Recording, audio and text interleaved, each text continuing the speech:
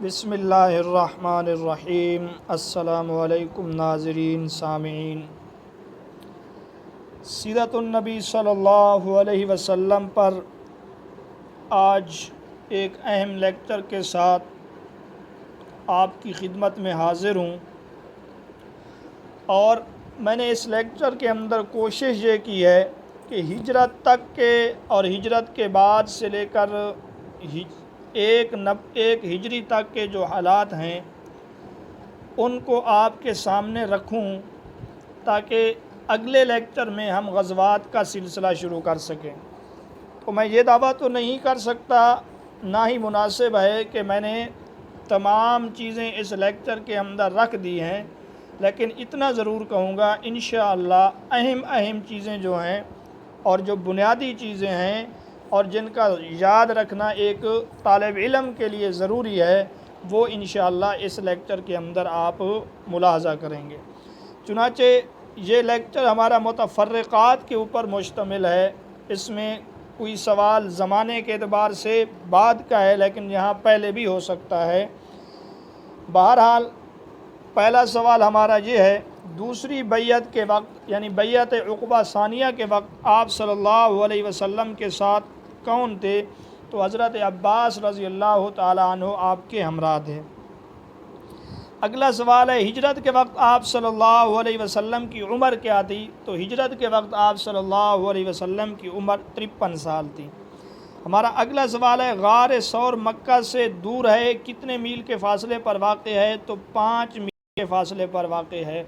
یاد رکھیے، غار حراء جبل نور کا ایک غار ہے جس کے متعلق یہ لکھا ہوا ہے کہ وہ 2 میل کے فاصلے پر ہے۔ الرحیق المختوم میں 2 میل درج ہے۔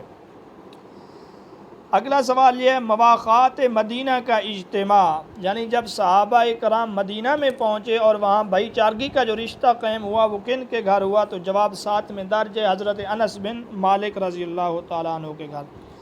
اگلا سوال ہے، آذان کی ابتدا کن کے مشورہ سے ہوئی؟ تو حضرت عمر رضی اللہ تعالیٰ عنہ کے مشورے پر آذان کی ابتدا ہوئی۔ اگلا سوال ہے، حضرت ابو عدیجہ رضی اللہ تعالیٰ عنہ کن کے بھائی قرار پائے؟ بعض جگہوں پہ ابو عدیحہ بھی لکھا ہوا ہے، یہ حضرت بلال حبشی رضی اللہ تعالیٰ عنہ کے مواقعات میں دینی بھائی قرار پائے۔ اگلا سوال ہے، دنیا کا پہلا تحریری دستور کون سا تھا؟ تو یاد رکھیے، دنیا کا پہلا تحریری دستور جو تھا وہ میثاق مدینہ ہے۔ یہاں پہنچ کے ہم الجھن کا شکار ہو جاتے ہیں، کچھ لوگ اس کو حجۃ الوداع کہہ دیتے ہیں اور کچھ الجھن کی وجہ سے صلح حدیبیہ کہہ دیتے ہیں۔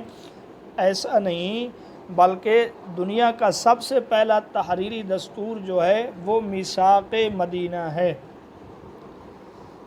اگلا سوال یہ، مسجد قباء کے پہلے مؤذن کون مقرر ہوئے؟ تو اس کا جواب ہے، حضرت سعد قرظی رضی اللہ تعالیٰ عنہ مسجد قباء کے پہلے مؤذن تھے۔ مسجد نبوی کے مؤذن حضرت بلال رضی اللہ تعالیٰ عنہ، اور فتح مکہ کے موقع پر آپ صلی اللہ علیہ وسلم نے مسجد حرام کا مؤذن حضرت ابو محذورہ رضی اللہ تعالیٰ عنہ کو مقرر کیا تھا۔ اسلام کی پہلی مسجد کون سی ہے؟ تو یاد رکھیے، اسلام کی پہلی مسجد مسجد قباء ہے۔ سوال کو یہاں پہ سمجھیے، اگر سوال ہو دنیا کی پہلی مسجد کون سی ہے تو جواب مسجد حرام ہے۔ اگر سوال ہو اسلام کی پہلی مسجد کون سی ہے تو جواب مسجد قباء ہے۔ اگر سوال ہو اہمیت کے لحاظ سے اسلام کی پہلی مسجد کون ہے تو جواب مسجد نبوی ہے۔ ان 3 چیزوں میں فرق رکھیے۔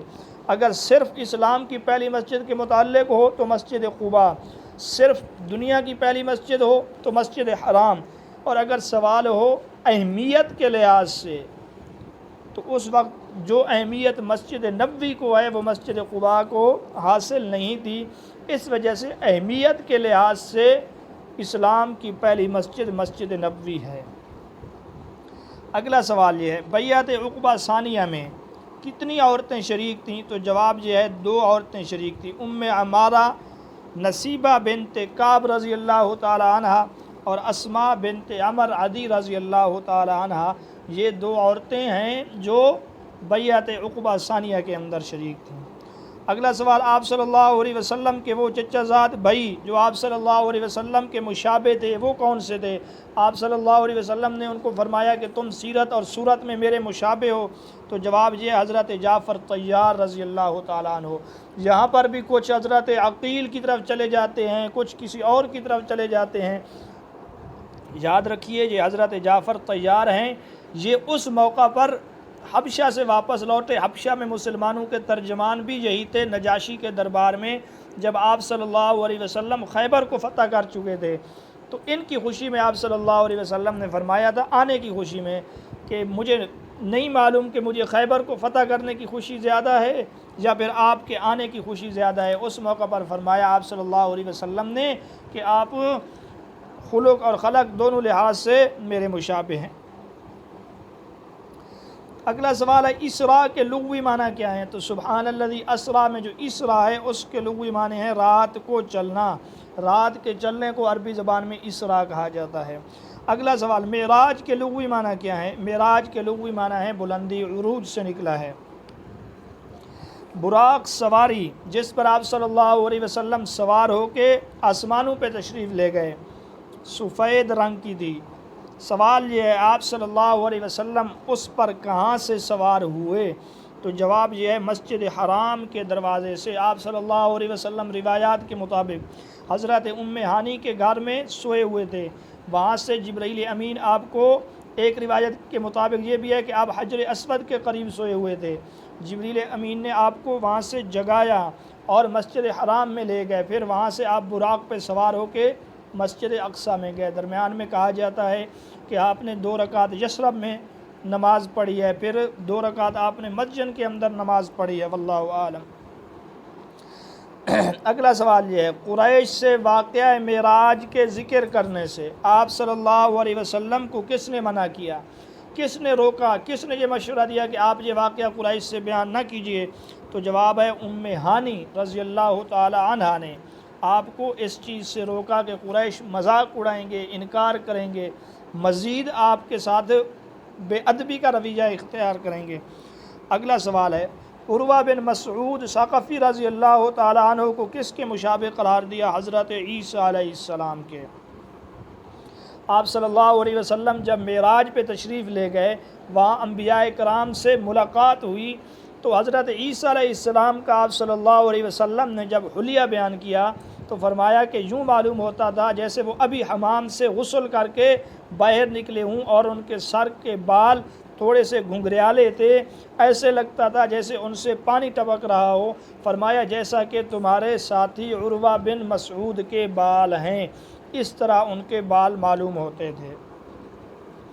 اگلا سوال ہے آپ صلی اللہ علیہ وسلم نے کس کے متعلق فرمایا قوم میں ان کی مثال ایسی ہی ہے جیسے قوم یاسین کے بزرگ کی تھی؟ تو جواب یہ ہے حضرت عروہ بن مسعود۔ تو ان دونوں کا جواب حضرت عروہ بن مسعود ہے۔ ہم الجھن کا شکار ہو جاتے ہیں، آپ صلی اللہ علیہ وسلم نے تو ان کو حضرت عیسیٰ علیہ السلام کے مشابہ قرار دیا، لہذا قوم یاسین کا بزرگ کوئی اور ہوگا، اگر ان کو صاحب یاسین کے ساتھ تشبیہ دی ہے تو وہ کوئی اور ہوں گے۔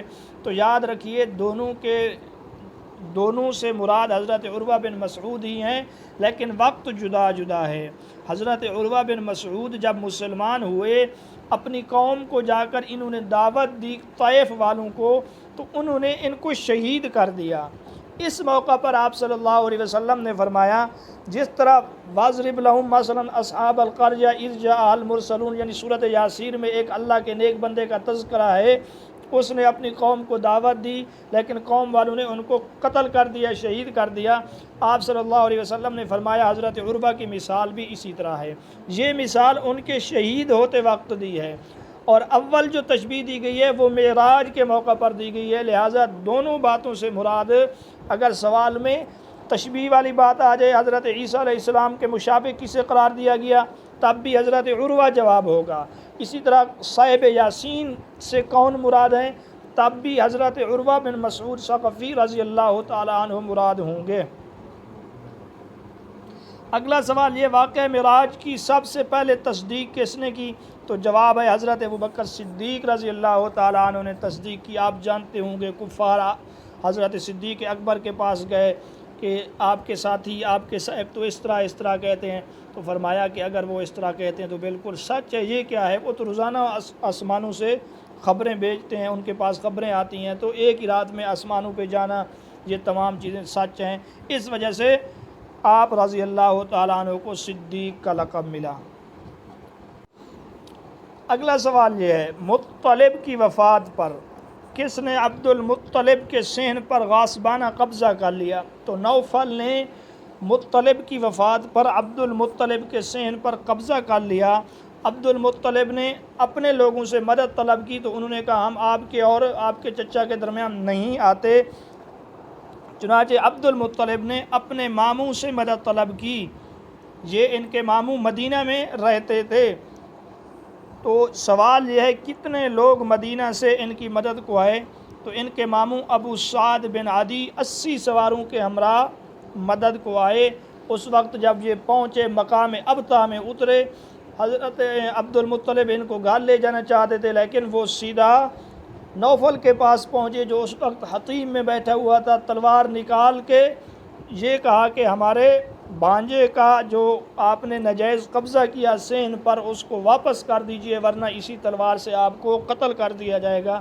چنانچہ انہوں نے اس طرح قبضہ دوبارہ چھڑوا لیا اور ابو سعد بن عدی 3 دن یہاں عبد المطلب کے پاس مہمان رہے، پھر مدینہ چلے گئے۔ اگلا سوال ہے، اسلامی دعوت کب پہلی بار منظر عام پر آئی؟ یعنی کھلم کھلا یا اعلانیہ تبلیغ کا سلسلہ کب شروع ہوا؟ تو جواب یہ ہے 4 نبوی کو شروع ہوا۔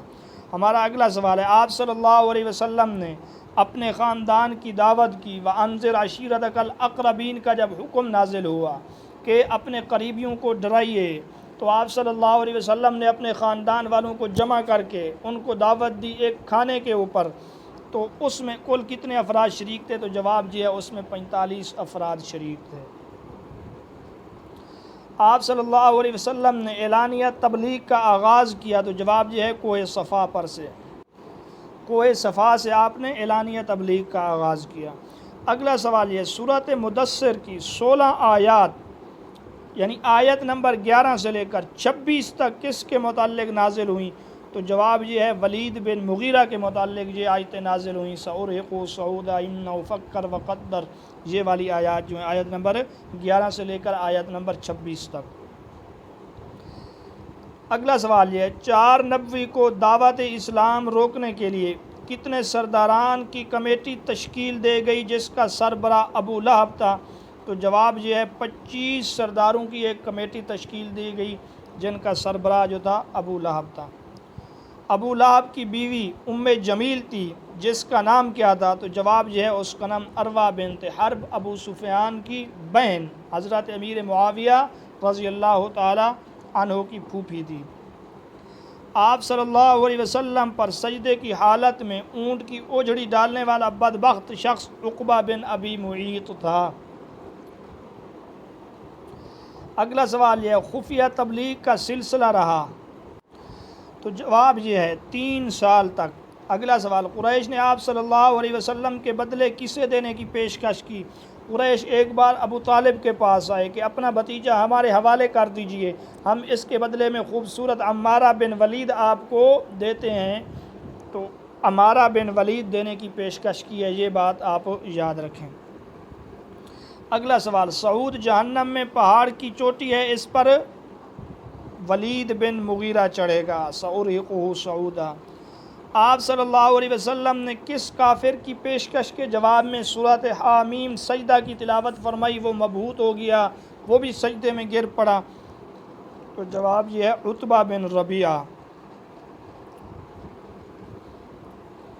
اگلا سوال، حضرت ابوبکر صدیق رضی اللہ تعالیٰ عنہ کتنے کمزور غلام خرید کر انہوں نے آزاد کیے جو کفار کا ظلم و ستم برداشت کر رہے تھے؟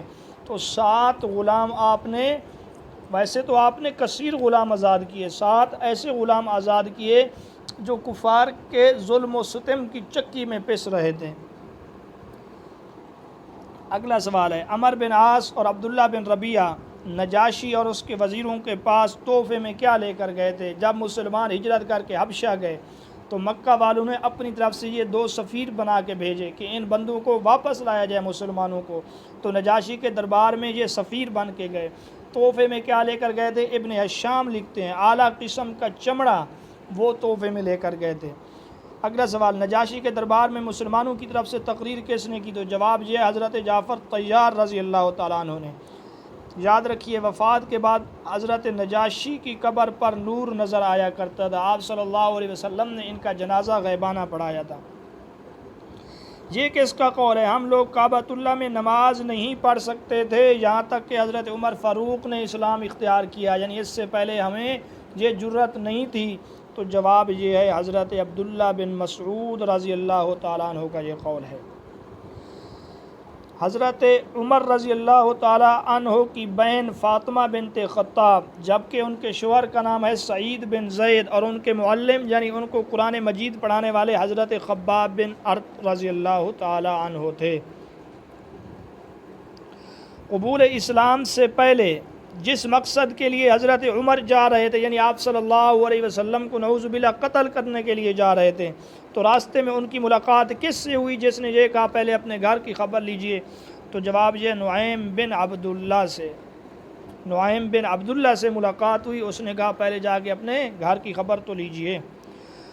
اگلا سوال، قریش میں کسی بات کا ڈھول پیٹنے میں مشہور جمیل بن معمر خزائی تھا، چنانچہ حضرت عمر رضی اللہ تعالیٰ عنہ کے اسلام لانے کی خبر بھی قریش میں اسی نے پھیلائی ہے۔ اگلا سوال یہ ہے، کون ایک بوسیدہ ہڈی جو بالکل چورا چورا تھا لے کر آپ صلی اللہ علیہ وسلم کے پاس گیا اور کہا کیا تمہارا یہ دعویٰ ہے کہ اللہ تعالیٰ اس ہڈی کو دوبارہ اٹھائے گا؟ تو آپ صلی اللہ علیہ وسلم نے فرمایا ہاں میں یہ کہتا ہوں۔ تو وہ شخص ابی بن خلف تھا۔ اسی کے متعلق سورۃ یاسین کی آیتیں نازل ہوئیں، وَضَرَبَ لَنَا مَثَلًا وَنَسِیَ خَلْقَهُ، کہ وہ ہمارے بارے میں مثالیں بیان کرتا ہے اور اپنی پیدائش کو بھول گیا ہے۔ قَالَ مَن يُحْيِي الْعِظَامَ، کہتا ہے کون ہڈیوں کو زندہ کرے گا دوبارہ، وَهِيَ رَمِيمٌ، وہ بوسیدہ اور چورا چورا ہو چکی ہیں۔ تو یہ والی آیتیں اس کے متعلق نازل ہوئیں۔ مقاطع قریش، یعنی قریش نے جو بائیکاٹ کیا تھا بنی ہاشم کا اور ایک صحیفہ لکھا تھا، اس صحیفہ کو چاک کرنے کا اصل محرک کون تھا؟ کس کی تحریک کے اوپر یہ کام ہوا؟ تو یاد رکھیے حشام بن عمر بن ربیعہ ہیں، اس کے اصل محرک حشام ہیں، اس کے اصل محرک زہیر بن امیہ نہیں ہیں، بلکہ سب سے پہلے حشام تھے۔ حشام گئے تھے زہیر بن امیہ کے پاس، تو محرک کے آپشن میں اگر یہ سب ہوں تو آپ نے حشام کو سلیکٹ کرنا ہے، حشام ہی کو لگانا ہے۔ اگلا سوال یہ ہے، قریش کے کس